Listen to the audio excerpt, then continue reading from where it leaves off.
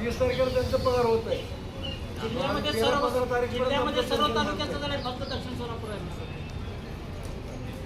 अजून जमा केले नाही पेन्शन. त्या माणसाचं बघा 11 महिने झाले रिटायर होऊन, काय अजून पेन्शन प्रस्ताव इकडे पाठवत नाही.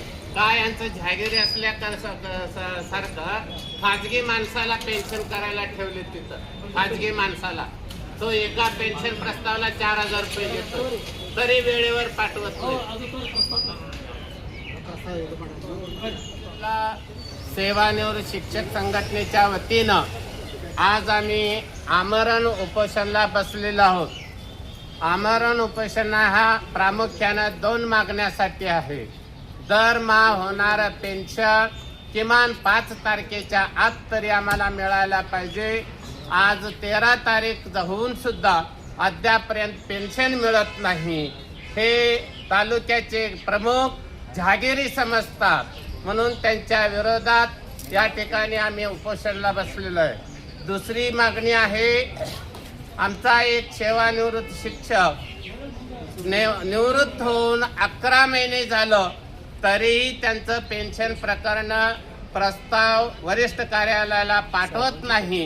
आणि या ठिकाणी पेन्शन प्रकरण तयार करण्यासाठी एका खाजगी माणसाचं नियुक्ती केलं. एका सेवानिवृत्त शिक्षकाकडून दर प्रकरणाला 4,000 रुपये घेतल्याशिवाय प्रस्ताव मंजुरीला पाठवत नाही.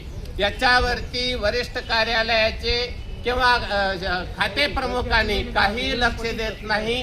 त्यांच्या लक्षात आणण्यासाठी आज आम्ही आमरण उपोषणाला बसलेलो आहे. मग तुम्ही संबंधित अधिकाऱ्यांची भेट घेतली नाही का? हा, संबंधित अधिकाऱ्यांना 13 जानेवारीला आम्ही त्यांना नोटीस दिलंय.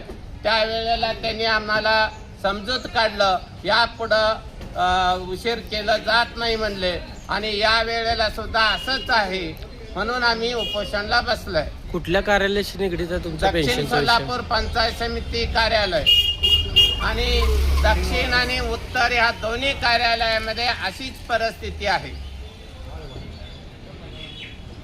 तुमचं येणारा पाऊल काय असणार आहे? पेन्शन जर तुमची वेळेवर नाही जर मिळाली तर येणारा पुढचं पाऊल काय असणार आहे तुमचं? आम्ही हे बघा, इथंच गोळ्या घेऊन मरतो आम्ही. का गोळ्या घेऊन इथंच मरतो आम्ही.